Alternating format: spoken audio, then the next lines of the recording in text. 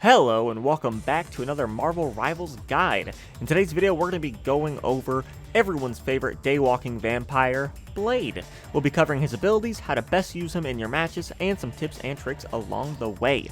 If you enjoyed this video or learned anything new, please consider leaving a like and subscribing to the channel for all of your Marvel Rivals guides and gameplay. Now let's begin. For starters, let's cover his primary fire, of which he has two. Blade can freely switch between his Ancestral Sword and his Hunter's Shotgun, but let's cover the sword first. The sword is a melee weapon, of course, with a range of 4.5 meters that strikes 2 times per second, alternating between single slashes and double slashes in a combo. The single slash hit deals 22 damage, while the double strikes deal 13 damage per hit, or 26 damage if you connect with both slashes. Next, we have the Hunter's Shotgun, his other primary weapon. Though it says it's a shotgun, it works a tad bit differently. It fires a single projectile at first that later splits into pellets after about 8 meters. Anyways, this means the damage is going to depend not only on the range at which you hit, but also if the projectile has split or not. Before splitting, the projectile will deal 45 damage per hit, while it's still that singular projectile. If the projectile splits, it will create 12 pellets that deal 8 damage each, or 96 damage total if you land every single pellet on an enemy. Other than that, the damage begins to fall off at 20 meters and decreasing down to 40% damage at 30 meters or further. And it holds a total of 8 shells before needing to reload. Moving on to his first ability, his shift ability, Daywalker Dash. When pressed, Blade will dash forward and then do a special attack follow-up depending on which primary weapon he's currently holding. With his sword, Blade will dash forward, dealing 20 damage, and then go into a special spinning attack called Whirlwind Slash that deals 60 damage total, or 15 damage for 4 hits, and applying a 35% slow for 1 second. With his shotgun, he will still do the dash, dealing 20 damage, but the follow-up attack will be a shotgun blast, dealing 20 damage, and applying a 40% healing reduction debuff for 3.5 seconds. And finally, you can hold 2 charges of this ability, which each come back in about 8 seconds. His next ability, his right click, is Scarlet Shroud. When pressed, Blade will draw his sword and block attacks in front of him. But as always, this ability has some important things to note. For starters, it uses the energy system that a lot of other characters use. Right next to your crosshair, you can see your energy. You have 120 energy max, and blocking drains 60 energy per second, so you can block for a total of 2 seconds before you're all tapped out. While you're tapped out, or while you're not using the ability, you actually gain 15 energy back per second, or about 8 seconds for a full recharge if you drain your energy down to 0. As for the block itself, you gain a 80% damage reduction, so you only take 20% of the damage coming at you. You also gain Unstoppable for 0.4 seconds after activation, in which Unstoppable means you can't be crowd controlled or interrupted. And finally, for every 200 damage you resist or every 200 damage you block with your Scarlet Shroud, you will actually gain back 1 charge of Daywalker Dash if you don't already have the maximum of 2 charges. His final normal ability, his E ability, is Bloodline Awakening. When pressed, Blade will pull out his sword and be locked into his sword while this ability is active. If you try to switch back to your shotgun, it will deactivate the ability. But while Bloodline Awakening is active, you actually gain some pretty massive buffs. For starters, you now have a lifesteal effect on all the damage you deal. So you'll actually steal 65% of the damage you deal because you now have a 35% debuff to healing received. You also gain a movement speed buff of 1.5 meters, taking Blade up to a 7.5 meters per second moving character while this ability is active. You will also do the Whirlwind Slash every 5 sword hits, which that's the spinning attack that you'll deal with the sword during Daywalker Dash. So every 5 hits, you'll actually do that special attack with your sword. The final part of this ability is the attack speed buff. As you can see under your crosshair, as you're hitting enemies with the sword, you're going to be building up stacks to a maximum of 10. Single sword hits build 1 stack, but you can also use Daywalker Dash, which will build 5 stacks if you connect with every single hit of the ability. Each stack gives you a 10% attack speed buff with your sword, so at the maximum of 10 stacks, you attack 100% faster or twice as fast. And finally, each stack will be removed after 0.7 seconds of not hitting anything, or if you deactivate the ability, you'll just lose all of your stacks as you deactivate it. To round out his abilities, we have his ultimate, 1000-fold Slash. When pressed, Blade will grab his sword, charging it up, but also slowing him at the same time, to build up a large dash. The dash will go 10 meters minimum, but after 1 second of charge time, it will reach its maximum distance of 24 meters. When the ability is used, or after 3 seconds it will automatically be used, Blade will dash forward, dealing 100 damage instantly and leaving behind a line of slashes, dealing 225 damage per second for 2 seconds, and applying a 20% healing reduction to all those hits for 4 seconds. Now that we know what his entire kit does, how can we best use him in our matches, and how can we make the most of his abilities? I see Blade as either a sort of bruiser playing up the near the front line around the tank, or as a flanking character trying to make picks and picking off the supports, really just depending on how you play him and how you utilize his abilities. Let's start with his primary fires, his sword and his shotgun. Blade is a close-range character regardless of which weapon you use. For his sword, well, you kind of got to get close because it's a sword. And his shotgun starts dealing its max damage at 9 meters with massive fall off after. So you want to stay at least within 10 to 15 meters, I would say. As long as you stay within their effective ranges and don't overstay your welcome when going into melee, you should be fine. Just don't forget that backing up a bit to be with your team will let you use your shotgun effectively, but also increase how much they can help and support you, because you'll actually be surrounded in them and you'll be with them. You won't be, flanking from the side where it might be difficult for a support to get to you. Just know when to leave those melee fights when you can see that you're losing, because his sword can't really compete with a lot of the heavier melee hitters like Wolverine and Iron Fist. As for his shotgun, you really want to make sure your target is after your projectile turns into pellets, or further than 8 meters. Before the projectile splits, it deals significantly less damage. Remember, the single projectile deals 45 damage per shot, while the pellets can deal up to 96 damage if you connect with every pellet. This goes even higher when you start aiming for the head. Just note, to deal the most damage, you'll want to get to those pellets and not the projectile. If an enemy is closing in on you past those 8 meters, it might be better to switch over to your sword, where you can put out more DPS over time than with your single projectile from the shotgun.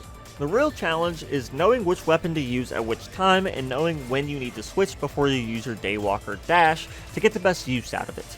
Remember, Daywalker Dash's follow-up attack depends on the primary weapon you're currently using. The Sword Dash is really good for finishing off weaker targets since it deals more damage, or for isolating a target.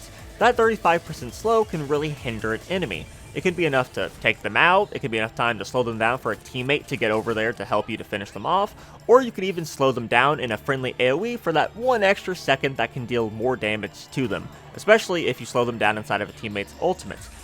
Just wild example, let's say a Moon Knight is using, the moon will haunt you. You can dash in with Daywalker Dash with a sword, apply that slow to them, and they're stuck in that AoE for an extra second.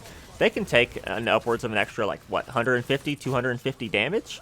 That's quite a bit and can really, make the difference between that enemy getting away versus your team actually securing that kill. The shotgun's dash is a bit less damaging, but has, in my opinion, a better debuff. When hitting an enemy with a follow-up attack, they will gain a 40% healing reduction debuff for 3.5 seconds, which is pretty substantial. That's easily enough to make sure a DPS or a support can't be healed to full or can't out-heal the damage your team is doing. You make it much harder for the enemy support to make those saves that otherwise would have been easy for them to get. So, if you think you can confirm all on your own or with little help, the Sword Dash might be the better way to go. If you have a target that keeps being healed or one you just need to be a bit squishier for your team to melt down, the Shotgun Dash might be the way to go. You really just need to differentiate between the targets that you can for sure probably take out with a Sword Dash versus those you need to soften up and weaken for you and your team with the Shotgun Dash. And before we move on from the dashes, I do want to note that it can be used as an escape tool if need be, since it really is his only form of movement. So if you need to get away from the enemy team pushing you, retreat, or quickly get to another teammate to help them, you can always use the dash. The dash also comes in handy when you jump onto supports or other DPS. A lot of DPS and supports do have their own getaway options, like, several of them have dashes. Invisible Woman can, double jump into invisibility, and your Daywalker Dash is going to be a great way for you to stay on them.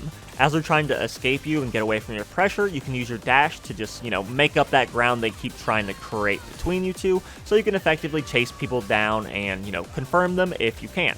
But, like I said earlier, if you need to, you can also use it as an escape tool to get away. Just keep in mind that your dashes are your only form of movement, so it might not be a bad idea to save one for an escape or for a chase down if you feel like the situation calls for it, or if the team fight isn't necessarily going your team's way. Scarlet Shroud, his block. is pretty simple to use. You have 80% damage reduction for 2 seconds and almost half a second of unstoppable, meaning you can soak up quite a bit of damage for that pretty limited window. If you see a high damage ultimate coming towards you or your teammate, try to block it and take the brunt of it. Not only to counter it and to hopefully maybe save you or a teammate, but to also get some of your Daywalker Dashes charges back if you need to. Which can also be useful. You know, if you're down a charge or two, you can block, get your charges back, and then you have those to chase the enemy down or to escape. So it gives you more options on how you can kind of follow up on the rest of the team fights. Also, don't forget the CC immunity. If, say, an Emma is hitting you with her ultimate, hitting your block and activating Unstoppable for that half second might be enough for you to not get mind controlled or get into cover, so you can just wait her ult out or flank. Then we have his final and hardest ability to use well, Bloodline Awakening. With this ability, you kind of make Blade into a glass cannon. You attack faster, therefore put out more damage, but you are debuffed with a 35% healing received reduction, which can really hurt. Now, to offset this, you do have lifesteal, 65% of the damage you deal, but in a lot of cases, that healing you're doing to yourself is a lot worse than the full healing you'd be receiving from like a dedicated support. For that reason, you need to be careful. You can excel in 1v1 fights because of the lifesteal, but if multiple enemies start piling on you, you're not going to be able to keep yourself alive for very long, and your own team supports are going to have a hard time keeping you alive because of the healing debuff. So you need to be smart when you activate this ability and pick your targets carefully. Use it as a tool to win 1v1s or maybe 1v2s against other DPS and the enemy team supports. But if you're playing more as a bruiser on the front lines, bullying people with your tank, I would try to avoid this until your team takes out a couple of the enemy team so they can't just focus you down when you dash in with your sword. And to round out this ability, do keep in mind that you get a movement speed boost while it's active. So if you're just purely running away and retreating, you can activate this to make that escape just a bit faster. Just remember to turn the ability off before you pick up a health pack or if you reach your supports so that they can, give you the full heal and heal you back up as quickly as possible. Then we have his final ability, his ultimate, which I think is pretty simple to use. It does a ton of damage and has a longer reach if you charge it up. So try to charge it up when you can to make the AoE larger and to just have it take up more space and control more of the map or the control point or wherever you're using it, which is always helpful. Also, after the first initial dash, it does seem like there is a slight delay before the actual AoE damage starts. So it might be a good idea to have another teammate set up your ultimate for you by stunning them or grouping them up, or to try to funnel the enemy team into a tight space or a tight area of the map where it's going to be harder for them to dodge. If you solo ult the enemy team just out in the open, odds are the enemy team is just going to walk out of the AoE before it does any real damage to them. Here we are at the last section of this guide. Who does Blade work well with and who counters him the most? Who are the combos and who are the counters? Let's start with the combos. Anyone that can either work with him while flanking, set up his ultimate, or lock down enemies for him to destroy will in general work pretty well with Blade. So characters like Emma Frost, Groot, Psylocke, and Mantis. Much like a lot of things in this game, this all depends on coordination and playstyle, but in general, anyone that can help Blade gank supports in the backline or take out enemy team DPS that are out of position, or just keep him alive on the front line, will generally work well with Blade, with an added bonus to any allies that have stuns that can really set up his ultimate and keep them locked down in Blade's AoE for the full duration so it gets out its full damage. We then of course have his team-up ability with Cloak and Dagger, which is similar to how it is with Moon Knight, where he can drop an AoE around him that heals him, but Blade can also target an enemy and do a homing slash towards them out of the AoE. So it kind of allows you to heal in the AoE for a bit and then get right back into the action by slashing towards an enemy where you can either, do another dash, go into Bloodline Awakening, or do any number of things to keep applying pressure on the enemy team. For counters, Blade is beaten by quite a few. You can't win fights against some of the heavier hitting melee characters like Magic, Iron Fist, Wolverine, and The Thing. They can just beat him down and outdamage his self-healing, and if Blade tries to run away, a lot of them have the ability to keep up with his 2 Daywalker dashes. Then we have tanks like Emma Frost and Doctor Strange, who are also pretty rough. Emma Frost can melt him and keep him locked down with her Diamond Form grab and her strong melee attacks, and Doctor Strange can either take Blade out on his own with his, better than average damage, or use his flight to just get away from Blade and wait for their team to come rescue them. Personally, I don't have a lot of experience with it though. I hear that Thor is also a pretty rough counter to Blade and just bullies him. Though I am just speaking from other people's experience. I've not actually gone up against too many Thors with Blade. But yeah, I hear that Thor is also pretty rough for Blade to deal with as well. Let me know down in the comments, actually your experience. Who do you think counters Blade the most?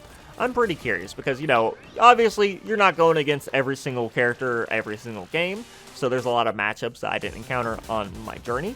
But I would be curious to hear your guys' thoughts down in the comments below. Who do you think counters Blade the most? Or when you play as Blade, who are you having a really rough time fighting? And that's going to be it for this video. I want to hear from you all. Did you enjoy this guide? How can I make them better? And who do you want to see me cover next before the next season starts? I don't know, so let me know down below. If you enjoyed the video, please leave a like and subscribe here to the channel for all your Marvel Rivals gameplay, guides, and news. Finally, if you're interested in doing some custom games or just need people to play Rivals or other games with, check out the description below for a link to my community Discord server, where I'm trying to get custom games and tournaments and all kinds of fun stuff going. But we need people to do that, so that if any of that interests you, please join down below. I'm Zuliuleaks, and I'll see you in the next video.